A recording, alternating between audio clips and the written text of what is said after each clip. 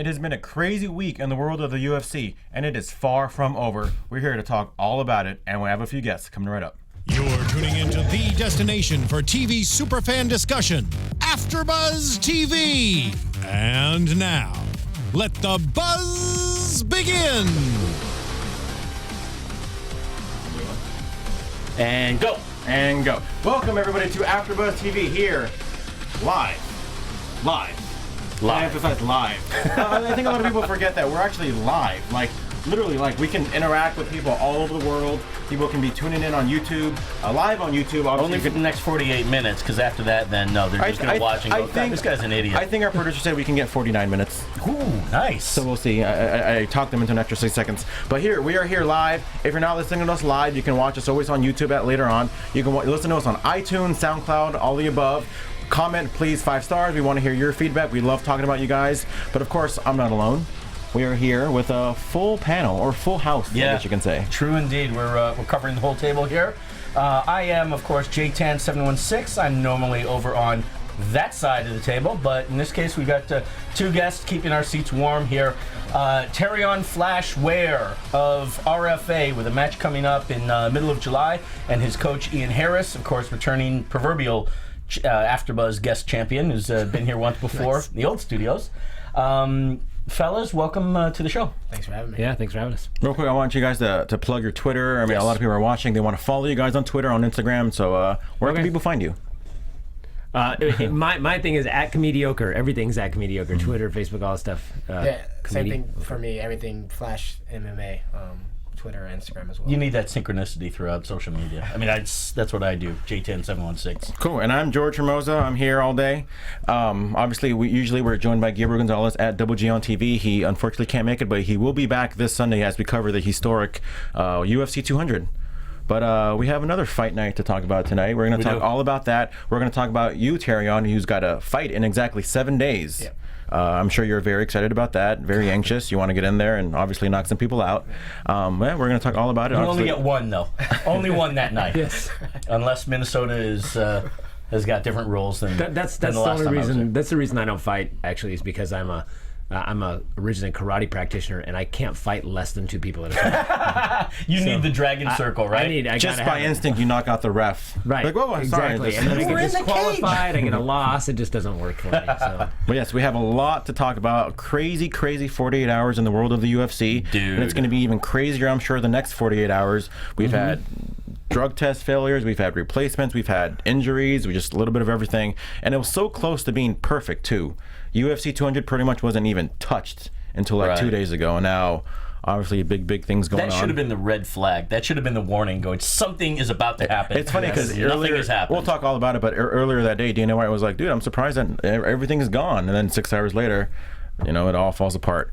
But we did have a fight night yesterday, Fight Night 90. This is kind of the genesis of this UFC weekend. The first of 3 back-to-back shows. Their Super Bowl, their WrestleMania, their World Series of the UFC. And here's they got the Hall of Fame coming up. It's their Woodstock, if you will. Yeah, I guess you can say that. It's very, very much so. And even so, on Fight Pass, I know we always emphasize Fight Pass. It's a great streaming service, subscription-based digital network.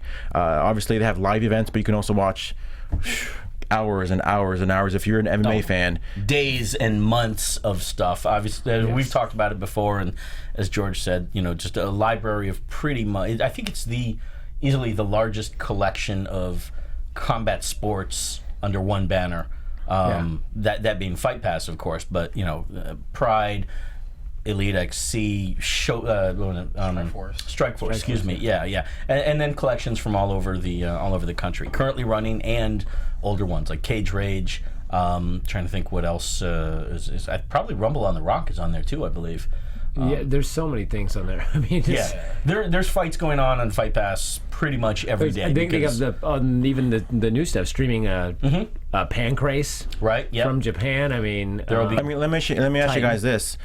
With Fight Pass going on, you can have your history of fighters. Do you find yourself going on to Fight Pass and maybe studying a lot of these potential opponents of you guys, maybe in the same division as you, or maybe even someone in a similar division as you guys? I do. I used to record all the shows and keep them.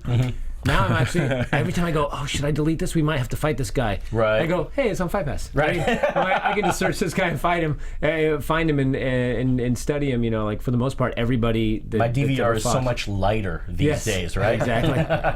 I mean, earlier on in the Fight Pass days, we saw a lot of fight cards that maybe weren't essentially exciting or whatnot. I know, no disrespect to anybody fighting on those cards, but not a big demand. Like, oh, well, that card's on Fight Pass. But slowly but surely, we're starting to see more title shots. Right. Anderson Silva, just not too long ago, was in the main event of a Fight Pass card. And now we have, for the lightweight championship, Eddie Alvarez against Rafael dos Anjos, champion Rafael dos Anjos, on Fight Pass. Yeah. So I want to say it's $9.99, but if you get like a subscription for like 12 months, I think it's like $7.99. So kind of works out if you're thinking long term. But it's easily the biggest show that Fight Pass has had, and under the leadership of Eric Winter, who I think came on to Fight Pass. He became the chief of Fight Pass probably about a year ago, maybe less. But has really pushed for more marquee matches to be showcased on Fight Pass, and for that to be a destination. Which with this card itself, that was a big boon. I mean, not only was it a huge match, but the show itself delivered. I thought this was a fantastic start to the 3-day overdose weekend that we're going to have of fighting. The whole event was great. Yeah, it really was across the board. So yesterday they were live from the MGM Grand Garden Arena from Las Vegas, Nevada. As you always do, if you want to run down the card real quick, if you want to. Yeah, this one of the best things, guys, about this. We started out really fast and with quick finishes. At the very bottom at welterweight, Vicente Luque from Ultimate Fighter. What was it? Brazilians versus American. Black Zillions versus American Talk Team. Over Alvaro Herrera, submission in the second with a dart stroke. Then at bantamweight, Marco Beltran over Reginaldo Vieira. That was rear naked choke submission in the second. It was five submissions, I'll say. I think it was the most in a row in UFC history. Yeah. And that fight was crazy because the guy went. It looked like he was going to lose, and he just reversed it. The guy went for a leg lock, reversed it, took his back choke out when he was losing. That was a quick turnaround. Speaking of, we'll get to another one as well. At lightweight, Gilbert Burns over Lucas. I practiced his name when they were broadcasting it, but. Did you guys catch a pronunciation of it? It looks like Sajewski, but it's not. Oh, yeah. I know that it is not. He got armbarred in the first, we'll just say. Felipe Orantes over Jared Saunders with an armbar in the second. And then your guy, Pedro Munoz, getting the guillotine choke over Russell Doan in the just at the middle of the first. That one performance of the night. Bonus for Pedro. Did it really? Yeah. Anthony Burchek over Delano Lopez, split decision. John Makdessi over Meji Baghdad, former RFA champion, a split decision there, which I thought was super close. Alberto Mina was the main event of the prelims on Fight Pass, although you wouldn't really notice one way or the other. He got a spectacular flying knee knockout over Mike Pyle at the end, beginning of the second. The main card was Irish Joe Duffy at lightweight over Mitch Clark. That was a rear naked choke submission in the first. I think the fourth fastest submission in UFC history. So a lot of good history going on, to set things off. SoCal favorite Alan Jouban at welterweight. He got a unanimous decision over Bilal Muhammad. In the co-main event, heavyweight Derek Lewis, the Big Black Beast, his nickname. I didn't coin that, over Big Country Roy Nelson in a split decision. And then for the main event, something that talk about history here, new UFC lightweight champion Eddie Alvarez over Rafael dos Anjos, TKO in the first. Yeah. I mean, coming into this fight, I want to ask you guys, when they first announced this fight, Eddie Alvarez versus Rafael dos Anjos, do you think Eddie Alvarez was the right person or was ready or the right person to fight Rafael dos Anjos for the title? I didn't think that he was the right guy for the fight, but I said that I thought that was a rough style matchup for Rafael because they fight similar and they'll both get in there and firefight, and Eddie's one of those guys that he can take a punch and land a punch. And I've said to many people, I'm like, if this gets into some kind of a brawl or they start swinging, I go, you cannot count ever Eddie Alvarez out. I've been wanting forever to see what's his name, the Russian Khabib Nurmagomedov. That's who I think has deserved it for a long time. But hey, Eddie's done so much. He's beat a lot. I mean, beat Pettis, who I think I still think Pettis is the best 55er out there. He's been on a slide, but yeah. It's history in the making. I think that's what we're not talking about, and I don't know if how much that's going to resonate in MMA media. But correct me if I'm wrong. This is the first Bellator and UFC, the first person to hold Bellator and UFC gold. Yes. Correct? Yep. Yeah. Absolutely. Yeah, and that's if that doesn't say something about Eddie and all that he's been through with his legal issues with Bellator, sitting out for over a year, wanting to leave Bellator and get to the UFC and prove himself. I mean, this is a huge point for him personally, where it's vindicated and justified everything that he's been through. And I think he was also, although this is showing my fight age, I think he was also Bodog fight champion. Which was actually legit organization for a while. Yeah, Bodog Fight. They were shooting from Costa Rica and from Vancouver. Oh yeah. The reason is because, which is the reason the whole thing went down. The guy who ran it had some kind of tax issues and wasn't allowed in America. Right. Okay. So I think that's why they eventually went down. But it was actually a good show, and they put a lot of money into it. And and Eddie was fighting at like 185, 170. Jeez, He'd fight and he was killing people, and this was 10 years ago. Yeah, it was. So he was like, I mean, he's 30. He was 23, something like that. I mean, he was a young guy, and he was champion back then at like 170 or something, if I remember correctly, which I might not. So yeah, I mean, the guy's been around forever. So it's kind of cool to see him get his Yeah, it's cool. There's history there. There's now a new guy to talk about. Hall of Fame, depending on how he does as champion. I mean, in pro wrestling, we call them dream matches, but I guess in some ways it's a dream fight. I mean, you have Eddie Alvarez. I mean, I guess it's not as so much as before as the UFC and Pride or even UFC Strikeforce, but still, Bellator is still a professional league. It's a professional fight league that's shown all over the world. So for Eddie Alvarez to be the champion, not just being champion, but beating a lot of legitimate guys, Michael Chandler, Shinya Aoki, and obviously coming in, didn't start off too great. Obviously, he lost to Donald Cerrone, but beating guys, like you said, Anthony Pettis, who is one of the best, Gilbert Melendez, and now Rafael dos Anjos. I mean, he's been in for a while in the UFC, so it's hard to say that he's necessarily a Bellator guy, but he certainly, for anybody that doubted his status or credibility based on Bellator, you got to look now and say, okay, this is the guy. This is one of the all-time greats. And now my thing is, now is the fight they make him versus Cerrone again, because Cerrone's on a win streak. And Cerrone's the guy to beat him. And you think about it, they always say styles make fights. It's just like, if you remember back in WEC, you had Cerrone, Varner, Pettis, Benson Henderson.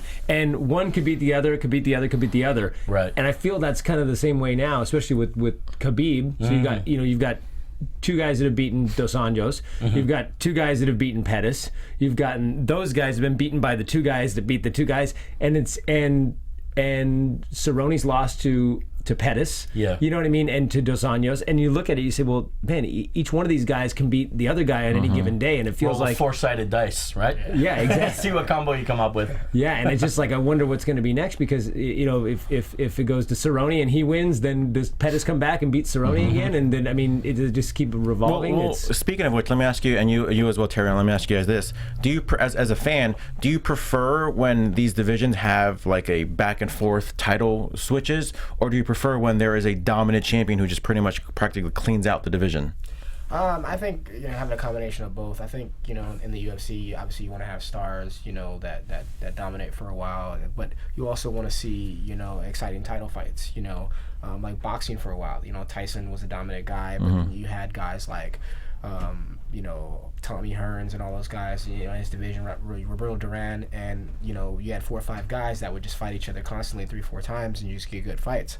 And so I think having a combination of both, but it's really exciting for the lightweight division right now to just see it's wide open and have a bunch of different matchups. But there definitely, I think there is something like when you look at a Aldo or Anderson Silva for that run, there's just something cool about, is somebody gonna, or Fedor, is somebody gonna beat this guy? Can anybody beat this guy? It's watching history happen every time. Yeah. You come back for the fix of being on the edge of your seat And am I going to see history happen? Yeah, and I think we need those, but I like Terrion said, I think we also need those ones where it's just like this division is so stacked to where sometimes the division is the star. You know, Right. it's like in this division, you know, anybody could win anytime, and then there's other ones where you just go, who's going to beat this guy? Well, you look at the speaking of the flyweight division, you have DJ, and then number 2 is like not only just a distant number 2, it's like miles away. Right. I mean, not to say it's not exciting, but it's like the next flyweight fight. Now, I mean, obviously DJ they just announced that he got hurt, so he's not even fighting at UFC 201 anymore. But it's like, now what? Who's the next guy? Wilson Hayes, I think, was like the number 7 guy. Right. Like, it's just kind of like, well, just for the sake of cleaning out the division, let's put him in. But I mean, yeah, I do agree. I think it's both its got its benefits. Yeah.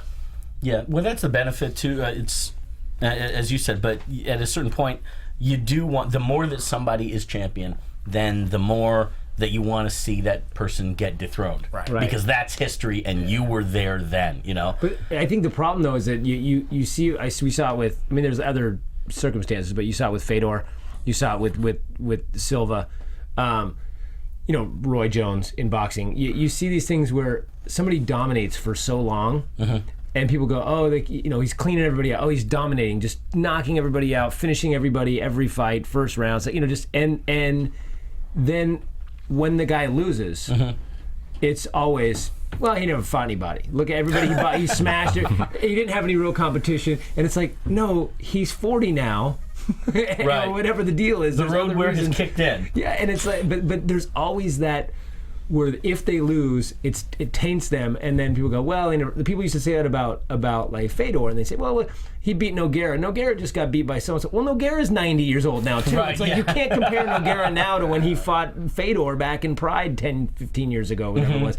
But people are always going to do that when they finally get their loss. I never fought anybody. Yeah. It drives me crazy. But there's just so many variables too, you know, in combat sports in general. I mean, you're bound to get caught sooner or later. You know, you're not invincible. You fight long enough, you're gonna suffer a loss. You know, so you know, to say that these guys are not fighting anybody is like, no, because when you watch those guys fight other people, you go, oh, that guy's amazing. Yeah. And you follow him to the star, and then he fights this guy, and you go, oh, well, he's nobody. You can't do that. You know? Yeah, it's an unfair statement. Right. Kind of in retrospect, hindsight's 20/20. Number one, and number two, chances are that retrospect is not 20/20. Yeah. You just want to change your opinion, and you know, Right. the guy's on a downslope, so you know, continue pushing him down that slope. Especially when you don't like them, which happens. Like sometimes you get that dominant champion, and some people love them. They're polarizing. You know, you love them or you hate them. So. Right. But then it's, I think over time too, people just get jealous of it. It's just like, okay, well, he's gonna keep winning, you know. Like, cause in the beginning of Anderson's career, it was like, oh, everyone loves Anderson. Now it's like, man, I just want to see him lose. You know? Right, yeah. know? Right. You get tired of that flavor of ice cream and you want something else. Right. Not me, man. I love watching. Now speaking of Eddie Alvarez, Rafael dos Anjos, I want to know what you guys think. What's next for each guy? I know Rafael obviously is going to want a rematch. Is that the best bet for maybe UFC's, you know, a few months down the road, or like you said, throwing Khabib Nurmagomedov? Is he the number one contender? Should he fight Eddie Alvarez next? Yeah, I'm not sure. Where's Khabib at now? Is he injured again, or has he got a fight coming up? I don't even know. He just fought back in May. He was supposed to fight Tony Ferguson, I believe. Oh, that's Right. right. And he actually Another guy, by the way, that I keep forgetting about, but Tony Ferguson and Mike Michael Chiesa, Chiesa. those guys are both have improved so much, and they're just tearing it up. I'd love to see Khabib. I'd love to see Tony Ferguson get a shot. You know, Cerrone's had his last two at 170, right? Yeah. yeah. So you know, and he's looking good there. I'd continue building up that that streak as opposed to saying come down to 55 and title fight. Although I know he wants that title bad, and he's beaten, you know, Alvarez. I don't think that Dos Anjos should get it because it was one round and it was quick. So it's kind of one of those things where, you know, if it's a third fight, you know, if it's the rubber match, all right, throw it in there. If it was a battle, it was a crazy fight, okay, give him a rematch. But in a first round win like that, give somebody else a shot, let him go beat somebody else, come back up. And it's not like Dos Anjos had a long winning streak of title matches. It's not an Anderson Silva trend, you know, or legacy. So I'm always in favor of shaking up divisions and seeing, because that's the chance to get to see new names. More and more these days, I feel like once you get a UFC championship, then you become a star. Nobody cared about Stipe Miocic until his title win. Then it's like, oh, wait a second. There's this guy named Stipe Miocic. He's pretty good. Yeah, we like him. Yes. Well, I think that's the thing. Like, I personally, the other thing is having an exciting championship. Like to me, I like Dos Anjos. He's a great fighter. But I would rather watch Anthony Pettis fight any day of the week because he's just so exciting. So for me, I'm always like, well, can we get Anthony Pettis another shot? I mean, he needs wins. He's got to build himself back up because he's got a couple losses. But He's dropping to 45 now, though. Is he? Yeah, he's at 145. Wow. So variety is the special life. And like you mentioned, and no disrespect to Rafael Dos Anjos, I mean, I think a lot of people, or more people, know who he is because he was scheduled to fight Conor McGregor. Right. That was the fight that everybody wanted to see, and obviously that fight then ended up happening, I think, was a 10 days notice or so? But that's another guy to throw into. Nate Diaz, is he still a lightweight? Is he going to beat Conor McGregor again? Right. That's a wrinkle that, obviously, if he does beat Conor McGregor again, his star is going to be at an all-time high. Are you going to continue with that momentum and maybe give him a title shot? And obviously, we've seen before a lot of guys get the shaft on title shots. I think Tyron Woodley has been, I mean, obviously he's getting one next month, or in a few weeks, but I understand it's not too often or not too common that we see guys not get the title shot they deserve. So it's almost like in a division like that, you just have to. You almost want to see a bracket like an old Pride Grand Prix, where it's tournaments. Like, okay, tournament. Like let's get these 8 and let's find a true number 1 contender. But you can't. That's the problem that Bellator used to have, is you can't have your champ sitting around for a year, waiting for a contender. It's silly. And another guy to throw into is Will Brooks, who fights today. And speaking of Bellator, another Bellator champion who, was just a Bellator champion, because coincidentally Eddie Alvarez wasn't there, and now I think Michael Chandler's the champion now. But how is he going to do? Yeah, that's something to think about. Good in Bellator, I'll say that. I mean, he ran through a lot of people in Bellator, so. Yeah, there's a lot. The 55 division is just it's always been pretty. It's crazy stacked. I agree. What else do we got? Did anything else happen this week, by the way? What's going on in the world of MMA? Anything? Well, another fight I just wanted to quickly talk about before we get into all the shenanigans that happened the last few days is Roy Nelson versus Derek Lewis, heavyweight fight.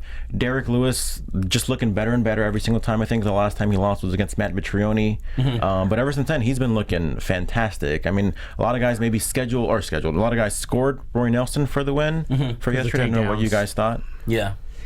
It was close. I mean, every judge, and I've sat down and talked with judges, good friends of mine that I think are great judges that sometimes I think make horrible decisions, and it happens all the time. And every judge I find judges things differently. Like I had a judge tell me that he was like, well, if you control a fight for 4 minutes, mount back, but you're not doing anything, just controlling, and you stand up and I hit you and I wobble you, I'm going to give that round to the guy who landed the punch. I'm like, really, one punch is worth more than 4 minutes of total domination? That's a very subjective gray area. And it's like, well, it depends on if he's dominating with position or just or beating him up. Is he just controlling him? Right. Then he's not. It's a fight. He's got to do damage. And I don't know that I agree with that, but I do agree that a takedown, if you get back up and nothing happens, and I light you up on the feet, that shouldn't count for what it used to count for. Yeah, agreed. But I'm surprised that Roy Nelson with his jiu-jitsu couldn't get to. He was in full mount as well, wasn't he? Yeah, couldn't get a finish. I was surprised with that. This was a match where I felt like Roy Nelson. We saw more vulnerability on Roy's part than we had for any time that I can remember. Derek Lewis was getting up whenever he wanted to, practically. He muted a lot of any offense that Roy had when Roy was on top. Right. And then striking-wise, I think he probably won the striking on the feet against Roy, which is not an easy thing to do. Except I gotta say, Roy Nelson has the craziest chin I've ever seen in my life. Big shots, dude. Is it a chin or is it a corner of a building that's just attached to his face? That thing is concrete and you cannot break it. They showed that one on the highlight where he hit him with like uppercut or something, and his head just snapped back. I mean, and you've seen other people get hit by Derek Lewis, and with half that crumble, and they they turn to dust, and he just was like, okay, and that dude's. I worry about him in the future, because, but I think part of it is you get to that. And I'm not saying he does this. I don't know how he trains or anything, but you see these guys that are good on the ground, and there's not many heavyweights that are as good on the ground as Roy Nelson. I remember Roy Nelson doing Grappler's Quest way back in the day, as a brown belt and a black belt, and you don't see that many heavyweights moving on the ground. I mean, Verdum and Mir and whatever, but some of these guys, they got a great chin and heavy hands, and they're knocking everybody out. And that becomes their thing. That's where their bonuses are. And that's what they focus on. So I was surprised to see Roy actually go to the ground, because you never see him do it in his fights. And I kind of wonder if he's just rusty, because he's never there. He should be there more, but he's never there in his fights. He almost all of his fights are straight stand-up. I figured it was probably just not wanting to engage with Derek on the feet. Yeah, I think once he got hit early on, it was just like, yeah, it's probably not the best idea. Flashback to Mark Hunt. He's like, nah, Danny Glover, I'm too old for this shit. Exactly, right? My mistake. His last loss was against Sean Jordan. So, and Derek Lewis now has a 4-fight winning streak. Congrats to Alan Gibon, former AfterBuzz guest. Good news for Terrion, where pretty much any guest that we have usually wins their next fight. So nice. That's a good rub to have. Obviously, Joseph Duffy looked pretty good, and Duffy but like I said, really good. A lot to talk about in the world of the UFC. Where do we begin? I want to say like early Wednesday they had a big press conference with all the fighters from the UFC from the main card. Obviously a lot of good stuff seeing, and then we thought everything was fine. Dana White saying, thank God nothing's happened, nobody's got hurt. Hours later, USADA calls and says, John Jones test positive for, I saw a headline for 2 different substances. That's what I heard today, but I didn't see. Although I don't think that anything has been announced regarding what specific ones there were. John Jones immediately out. Henny Penny, the sky is falling on UFC 200, and no, I think they seemed said, like actually absolutely valid. The panic. I think they said that it was a performance enhancing drug, just because if it was like more recreational drug, I think they test for that. Tested out of it's usually within a day or two. Competition test. Yeah. So it was clearly performance enhancing, and there's really been not many details divulged about it. I mean, when that news first broke, I want to say Wednesday evening, and what was your guys' thought as a fight fan? Like, were you thinking like, oh, John Jones, what an idiot, as most of Twitter was saying, like, or not again, or I think that was the exact quote. I was just super disappointed. I mean, obviously, I don't know exactly what happened, but it was just like, man, come on, really again? Now, are you guys a fan of John Jones? Huge. Yeah. Okay. Yeah. So I was just like, I was really disappointed. I was like, man, really again? And I don't know. I mean, all the facts haven't come out yet, so we don't know if he's guilty of cheating on purpose or whatever. But I will say, I think he's just guilty of irresponsibility. I think given his history and the things that have happened. He's walking on eggshells. He has to be super, super careful with everything he's putting in his body, whether it's, especially with supplements. And he should be paying somebody to watch this stuff for him. You got to know what's on the banned substance list. I mean, and look, I mean, even if it was an accidental supplement, you went down to GNC and they accidentally, put horse steroids in your protein powder or whatever. Come on, man! You gotta know what you're putting in your body at this point. Continue back, because you're a coach, so you're pretty much, and you see all these fighters go. Like, what's your personal role in knowing that these guys are clean? But see, partly you can only do what you can do. I mean, I've had guys lie to me and tell me that they're on weight when they're not. And all I can do is check the scale when I can, and right. But it's it depends on. We have 30 guys at our gym that fight, so trying to keep tabs on every single person. What are you doing? All I can do is, are you doing this? Yes. Are you doing this? Yes. Okay, this is what I want you to do. But we're different. Like, I feel different. I know places, and I won't mention names, but I know so many fighters I know in places that they don't even consider it cheating. Everyone's doing it. It's cool. We can do whatever. They don't consider cheating. They don't consider PEDs cheating. Oh, okay. They're like, oh, come on, everyone's been doing it. Right. I mean, I've heard that over and over and over. I'm the exact if anyone in my gym is doing it, I don't know about it, and I've never. And I mean, and half the guys at the gym, I don't even take that many supplements. Like right. Protein powder and all that, all that different kind of stuff, and so many people you go to these gyms and they got their little thing of this. They got the big jugs and tubs and all these different things. Oh, I take this at noon and then this thing over here and then these 4 pills, and I'm just like, does it? I mean, I'm sure it helps a little bit, but I've had fighters running through people at the highest levels that I know for a fact are when he drinks chocolate milk. I mean, come on, it's like you know what I'm saying? It's like yeah, I'm sure you get some kind of an edge out of it, but at this point, I don't think it's the edge that people think it really is. I'm sure on some level, yes. I mean, obviously in cycling, we've seen that nobody who wins, the Tour de France or whatever does it without doping, apparently. But I don't know that in fighting, especially like 3 5-minute rounds, that I think you can get to a peak level without taking stuff. But there's so many places that their policy is do whatever you got to do to win. What's your approach in terms of monitoring what you're taking in and how you determine what you're going to use and not use? Because John's defense essentially is, I've been clean. This was something that I didn't know it was in there. I think, I don't want to misquote him, but he had a lot riding on staying clean for this one, and so we assume that he was doing his best. Now, and he tested clean 8 times, and then the last one closest to the fight, he popped. So that is a little weird and suspect. For so sure. I mean, fighters are susceptible to getting caught inadvertently taking something that they truly didn't even mean to. So how do you deal with that? I mean, as if fighting isn't hard enough prepping for the fight. For me, if the way I approach it is, if I don't know what it is, I'm not taking it. If I don't understand what this does, if I'm unsure whether it's in under the proper guidelines, whatever it is, I'm just not gonna take it whatsoever. If I find out later on that it's okay for me to take it, then I'll take it. How do you research? For me, the internet. You know? I mean, the internet is, you can find anything on the internet. You can look up the commission rules for whatever state you're in. You can look up, if you're gonna be tested by, whoever. You can look these things up and find it. I know in the UFC, I know they give you a list of the banned substance list. So for me, if I'm John Jones and I have a history of things that have happened to me, and I'm walking on eggshells, and I'm getting ready to fight on the biggest stage, biggest card ever, and my life is in the entire limelight.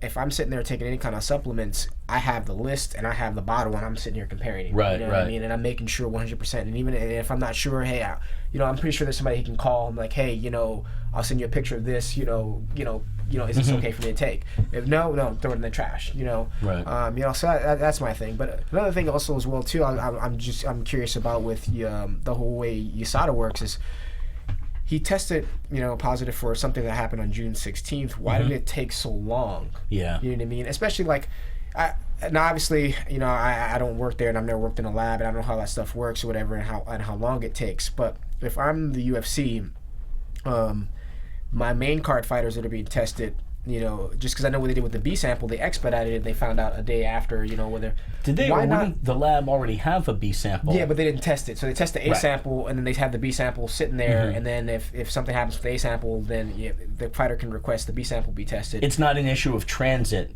in terms of the B sample, because that sample is already there. It's already there. It came with the A sample, but they test the A sample, and then they have the B sample there in case the fighter wants to test it. But and they were able to expedite the B sample to see if that came up positive, which it did. But why does it take so long? It's 2 or 3 days before the fight. That just ruined their card. Why isn't there something in place where it's like, okay, if this is June 16th, at least the next week you get the results. That way they have ample amount of time to find a replacement.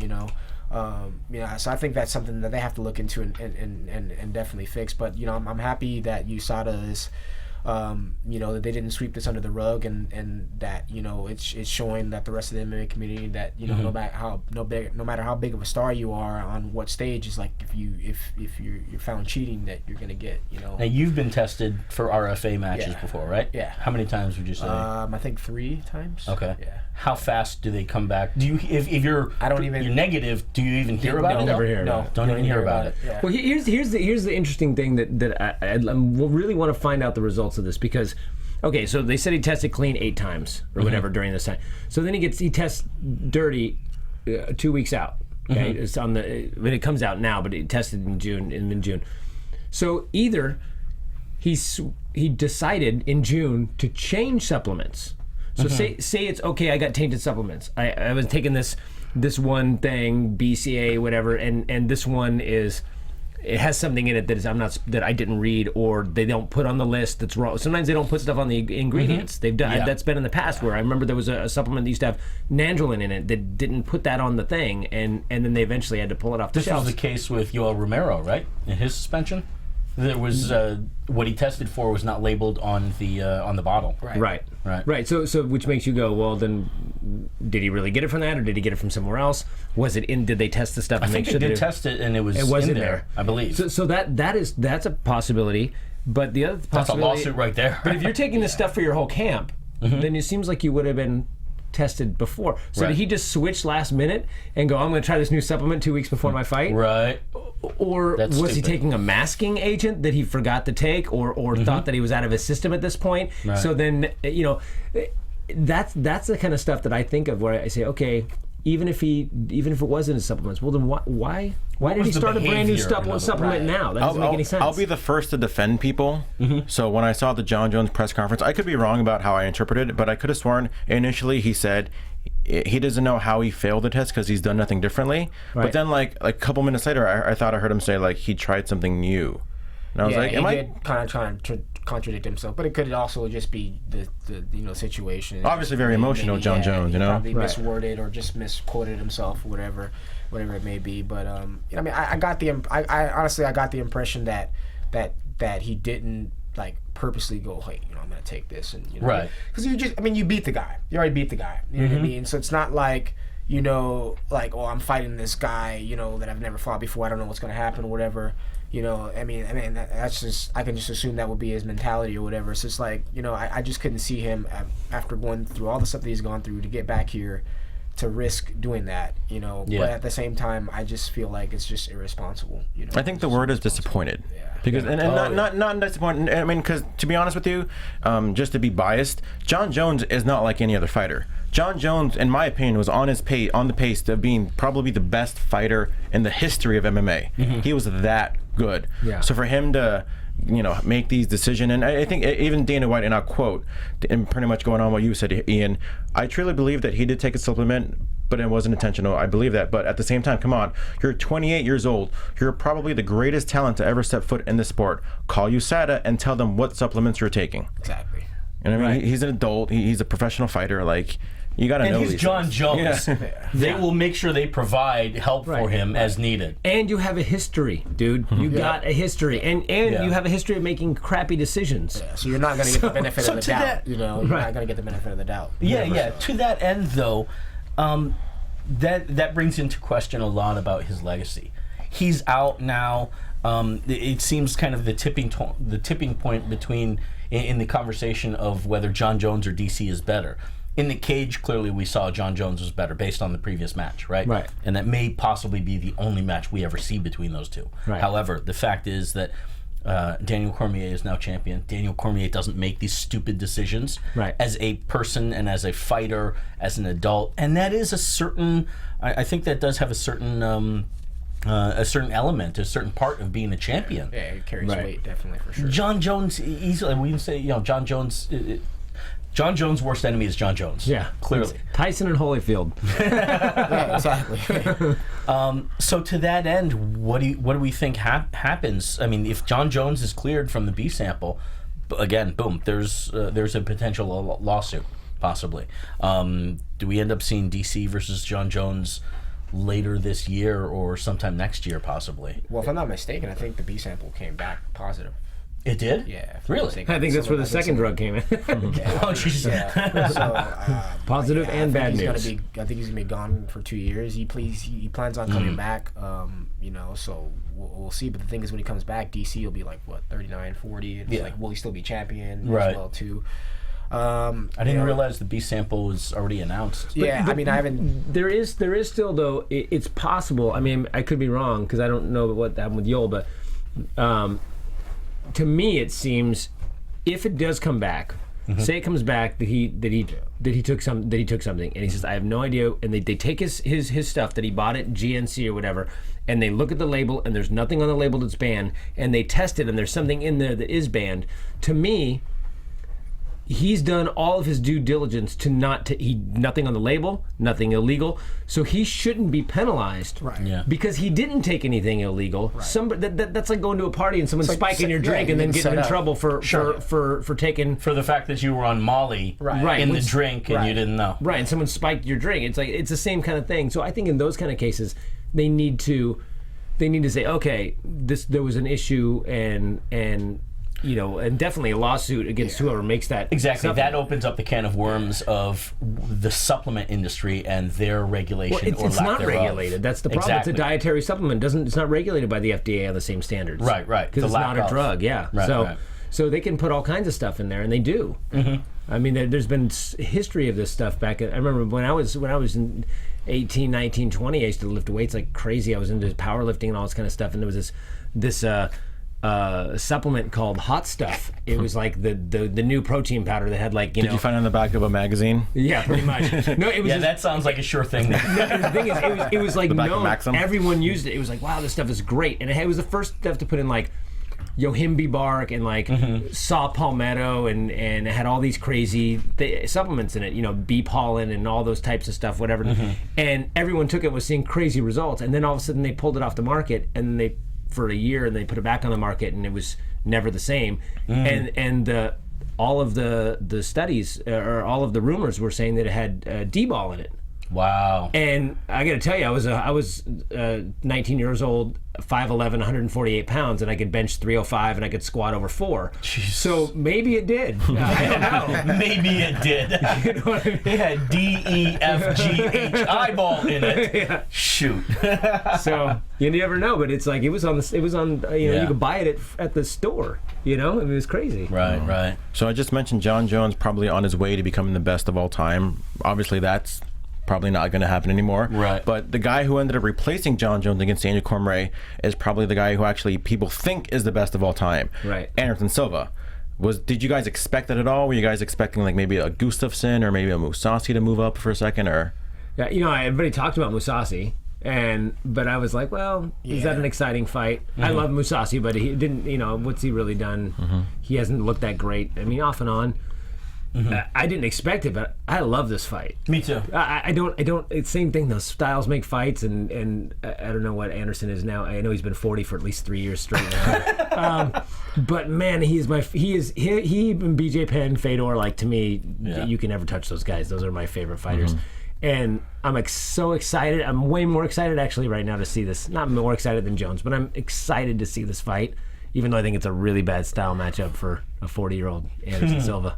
I'm just asinterested to see what happens, to see if if he could do something and pull something off, hit him with a flying knee while he's shooting or something like that. Right. You never know. So I'm excited. I mean, Anderson, you never know. You never know with that guy. He just pulls off the craziest things, and so I'm excited to see if that happens. I don't think it will, but. What if he wins? That's what I want to know. If he wins, because first off, I want to say he weighed in at 198.5 for the weigh-in, so obviously that's a little bit smaller than what Daniel Cormier weighed, and obviously Cormier, who came down from heavyweight, is going to put on a little bit more weight. We do have the results here, huh? Yeah. Okay, nice.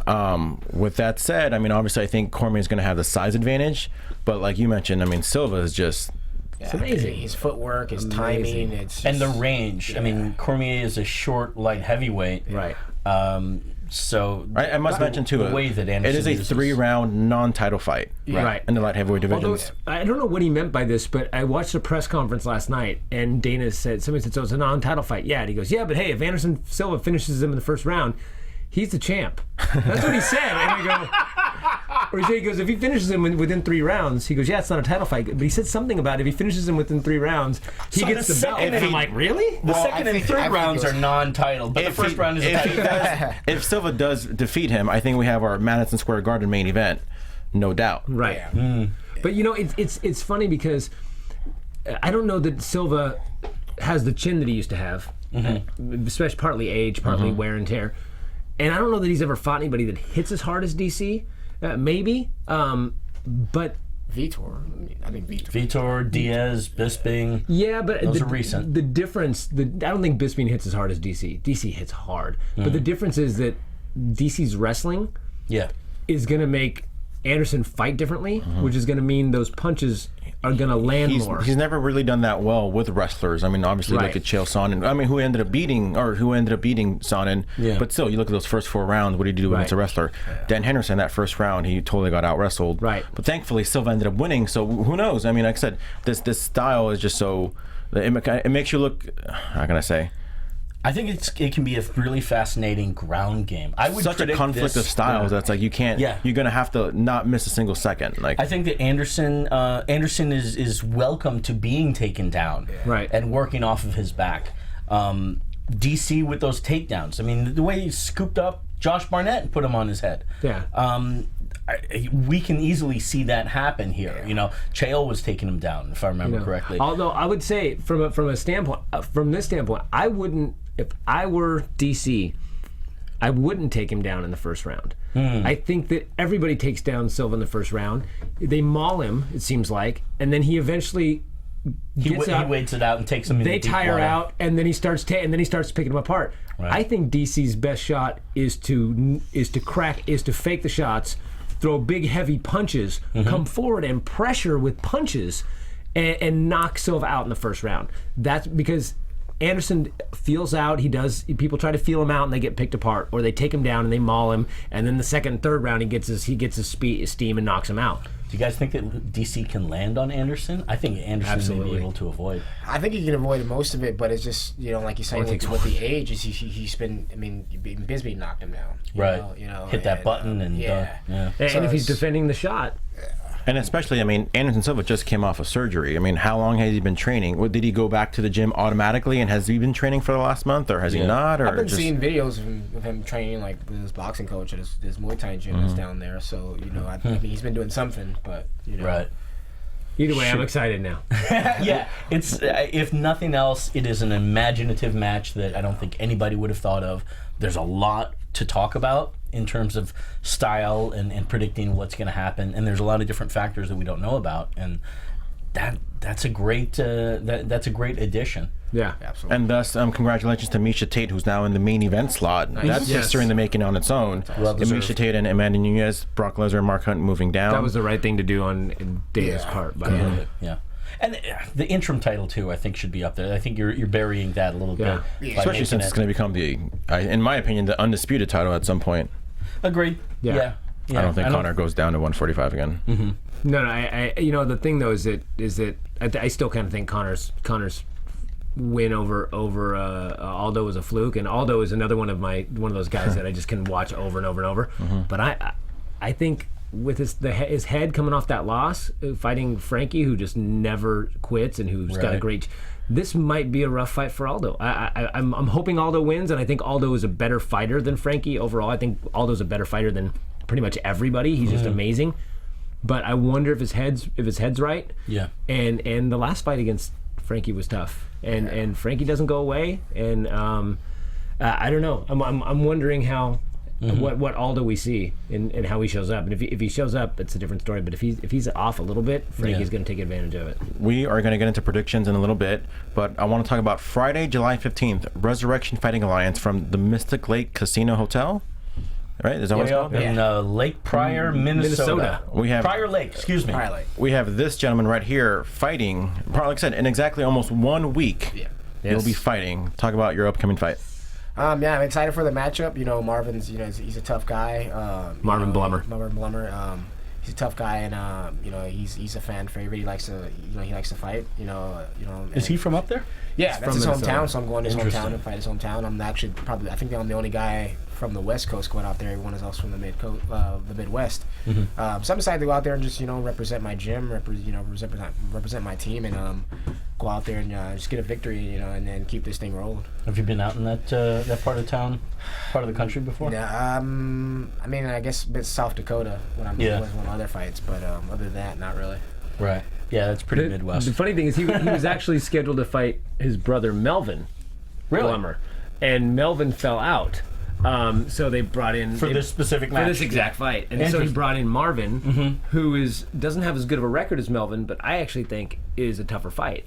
Melvin is 11-5 with 10 submissions. Right. Marvin was 12-3, but his last fight he got knocked out by Leandro Higo. I believe that was his last fight, or did he fight one more time after that and win? I can't remember, but they're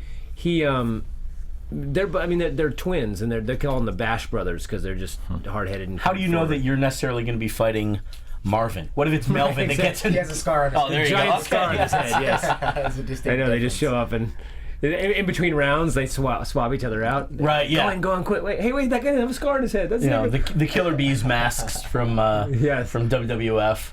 But yeah, it's gonna be a good fight. But it's in his hometown. He's gonna be the fan favorite for sure. And Now this is, I think, your third time fighting for RFA. Is that right? Or fourth time, but like second tenure. You've had a couple of matches on independent promotions between the tenure. It hasn't been straight through. What's your trajectory or target? Obviously, it's to go from RFA to the UFC. But what's it been like in terms of that journey going through the RFA and creating that momentum for yourself? I mean, I loved it. It's definitely different for me to be able to fight on national television and get the kind of exposure that I've gotten and how people even the fights that I've lost, how people perceive me, and become fans of mine. So, I love it, and none of that, just the competition. And I want to fight guys that get me to the next level, and RFA is able to provide that with their roster, and and just the elegance of people wanting to fight for them. So they have their kind of who they can pick from. People want to fight for them. So the journey's been great, and you've gone the distance with guys like Joe Soto, who's in there now, Luke Saunders, I believe, for the RFA title. It's do you talk with is Ed Torres the guy that you talk with in terms of the potential of that jump? I've talked to him, a couple times, and but it's mainly through Mark. He's the guy who does the matchups. Mark Beery does the matchups.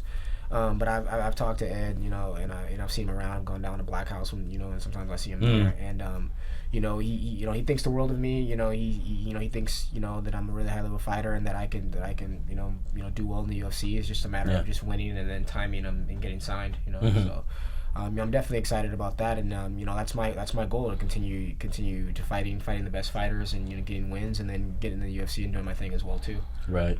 Presuming that you come away with the win in Minnesota, I don't know exactly RFA's schedule if they're coming back to SoCal. Is there a do you know? Are they talking about that? I think there might be one more at the end of the year. Right. But I don't think they've got. But you'd love to make that jump before then anyway, wouldn't you? Yeah, absolutely. I mean, if I can get into the UFC as fast as possible, then that's okay by me. Right. But if I have to fight another time after this, assuming that I win, it'd be great to fight down here in California for them as well too, or anywhere. It doesn't matter. I really, at this point, I really don't care. I just want to fight, and I want to fight the top level guys that are going to get me to that next step. Here's an important one for your considering the UFC career.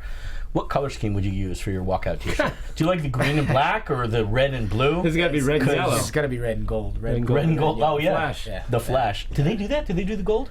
Let's see why not. If you're the champion, you can do anything you want. Right. You can do green and orange apparently if you're from Ireland. Yeah, but that would be pretty cool if they were allowed me to do that. But honestly, I wouldn't really care. Just to just to get that and have your name on it along with the next to the UFC logo would be just dream come true. That's what I got into the sport to compete at the highest level, and that's exactly what I want to do. So, right. I don't. But first things first. Yeah, a week away. Yeah, not looking past them, at all. I'm not looking. I have other people hit me like, oh yeah, you're gonna destroy him, this, that, and the other, and it's just like, no. Like I'm not really interested in you getting in a conversation. It's just like I'm gonna do what I always do. I'm gonna train hard. I'm gonna go out there and expect him to be at his best, and I'm gonna fight at my best. And I feel like if I do all the things that I need to do and do all the things that I'm trained to do, I'll be fine at the end of the day. So. Yeah, you guys don't realize, but in fact, you're fighting the day before two very important international holidays. July 16th, believe it or not, is National #J-Day, nice. And also #GeorgiaPalooza. Oh yes. So nice. Just saying, in the post-fight victory speech. I'll hashtag you. Don't worry about it. Well, and everybody watching, I'm going for the post-fight interview. Happy J-Day and Georgia Palooza. Everybody watching, you can watch it on Access TV. It comes on for you wrestling fans. It comes on right after New Japan Pro Wrestling. hosted by Josh Barnett, obviously, and Jim Ross. But you can continue watching on Access TV, RFA, Friday, July 15th, Mystic Lake. This man right here will fight. Of course, he's going to win because he was on AfterBuzz TV, just like Ellen Gibbon, you name it, Brian Ortega, everybody. Josh Barnett? Big John McCarthy? Probably. No, not Big John. I guess that wouldn't work, would it? But like I said, before we wrap up, I really want to know who you guys think are going to be some of the victors in UFC 200. We're going to start from, can't believe this is the bottom of the main card, Cain Velasquez versus Travis Brown. Who do you guys got? I think Cain, same thing. It's always if Cain shows up. Yeah, but Cain when he's on that guy's unbelievable. Yeah. I'm gonna pick Cain on that one. Yeah, same thing. I'll go with Cain. I want Travis. I want new blood to come up. If Cain shows up, then Cain's gonna show up. Yeah. I guess I gotta go with Travis Brown. It can't be all unanimous, you know. Right. You don't have to. You can think for yourself No, I know.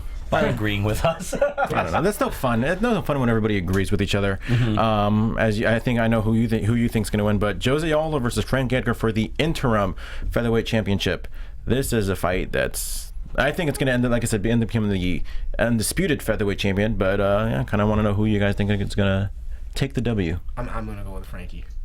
Even though I like Jose Aldo as well too, I'm going to go with Frankie. Yeah. Frankie makes more sense to me. You still got Jose Aldo? No, I actually, like I said, I want Aldo, but I have that feeling that I get sometimes that Aldo's going to pull the upset. I mean that Frankie's going to pull the upset. Are you going to bet DraftKings this time around?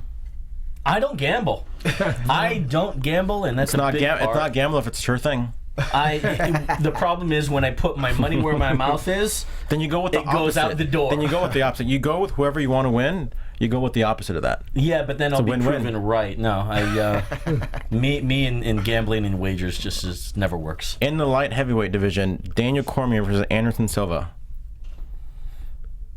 I think we all said. We all said Cormier, right? We all said Cormier. Yeah. I think honestly, I'm not just saying that just to disagree. I think Anderson's gonna come out. We've seen crazy things happen when we have last minute replacements. Yeah. Obviously with Nate Diaz, we've seen it all the time. But I think somehow he's gonna catch Cormier. I hope you're right. And just because we've seen crazy things happen, I think this might be one of the craziest things happen of all time, where just one small thing and then it changes up the entire division. Mm-hmm. I think he's gonna choke him out. If Anderson wins, it'll be by tap out. I think Anderson's going to knock him out. I'm going to go out on a limb. Wow. So he's going to knock him out. That'd be nice. I'd like to see it. Brock Lesnar versus Mark Hunt. Obviously, this fight, WWE wrestler, superstar Brock Lesnar coming back from nearly 5 years off. A lot of people remember him last losing to Alistair Overeem. Now Brock Lesnar says he's healthy, no more diverticulitis. I mean, do you think he's legit? Do you think he's coming back? Do you think he's going to be a 1-off or a 2-off or 3-off? What do you guys think? All I know is that the only thing that's coming off is his head when Mark Hunt hits it. I think that this whole Brock Lesnar thing is a setup to get Ronda Rousey at WrestleMania or maybe SummerSlam next year. So to that end, yeah, I'm kind of predicting Mark Hunt as well. That makes more sense to me than Brock being able to grind him out for 3 rounds. So to that end, if Brock loses, what happens to his tenure in the WWE? How much are they really going to continue using him to the same extent? That's funny, does it hurt him or not? They did already announce his opponent for SummerSlam. He is announced for SummerSlam in August. Randy Orton. Randy Orton. So I don't know. How do you come in? No, I'm saying, but and especially in pro wrestling, obviously it's predetermined and scripted, and I love wrestling, so I'm not knocking it. How do you build this guy as a complete monster? Building up for SummerSlam when he just lost in a real fight. Right. Yeah. So I don't know. I'm kind of curious what's going to happen. I really, really have no idea. He definitely doesn't like to get hit. I'll say that. Like it seems like he really doesn't like to get hit. Who does though? No, exactly. But I think you ever seen Mayhem Miller fight? That's true. I mean, I think what he means by is just he can't. I don't think he can take no a hit. one wants to get hit, but it's just He the seems way like he he's reacts when he gets hit. It's just like turning away and putting your arms out like. It's like someone's mugging you on the street. Yeah. That's what it looks Randy like, Couture once said that there's 2 types of people, and this is how you know whether you should fight or not. When you get hit, do you get energized and go forward, or do you shirk away and I shirk away myself. So I know that's why I know I'm on the right side of the cage. And I don't know if anybody hits harder than Mark Hunt. I mean, don't forget, Mark Hunt knocked out Roy Nelson. Yes. That says tremendous, a lot. If you say, we were talking about that punch earlier. Derek Lewis hit him with a punch that would have knocked my head off, and he walked through it, and Mark Hunt knocked him out. This gives me a really good idea, complete non sequitur, but I was playing the video game Rampage the other week. You remember where the monsters? No, the monsters like take or the down. Def Jam? The video game where they like break buildings and stuff. You're Godzilla or you're King Kong or something. You climb up buildings and you break it down, and that's the goal of the video game. Wouldn't it be nice to revamp that whole thing, and then there's a special Mark Hunt character who just comes out, boom, one punch a building, and It's like a secret character. that's what I wanted. Oh, to. That's what I they think's pulled gonna up happen. My man on our right big there. screen. That's what I'm talking about. Yes. But like I said, I do kind of agree with what you're saying. I don't. Most people I don't think don't like to get hit. I just think that Brock Lesnar can't take a hit. When he does get hit, we saw with the Cain Velasquez fight, he literally like turned around and started running away just because he didn't know what to do. We also verbally tapped too. People think that I forgot who was it.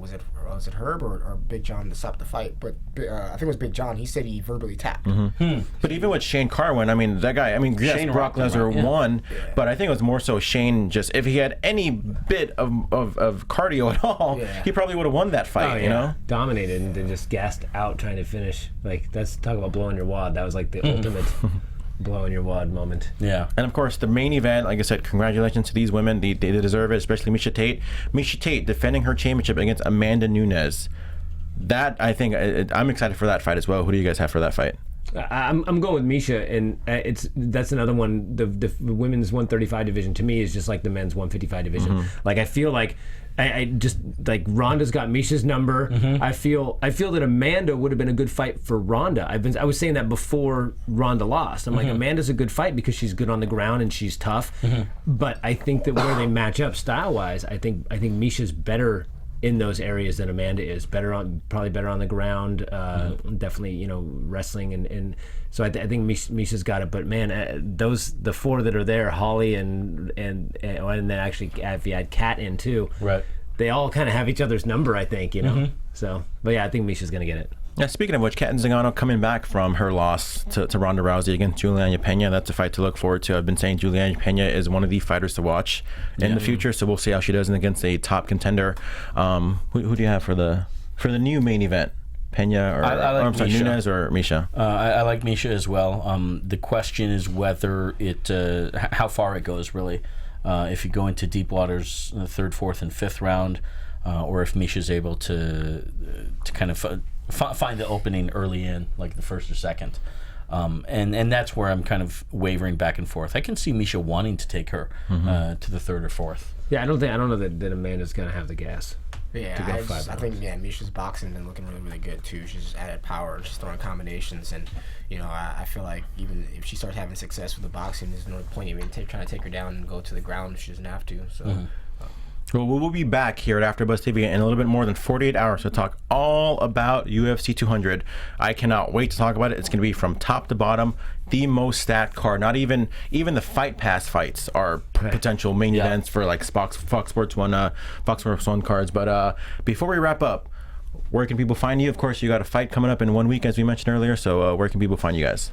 Well, you can find me at Twitter or Facebook. It's @Comediocre, and I've got a comedy special called Critical and Thinking that's on iTunes and Hulu. And I got another one that I'm taping in October that we're working on for Netflix. Any stand-up shows anytime soon? Or? Well, I'm taping. If you're in Santa Cruz, California, on October 16th, I'll be taping my next special, October 16th, and then I'm going to be up at on the 22nd of this month, July. I'll be up at the Throckmorton Theater in Mill Valley, California.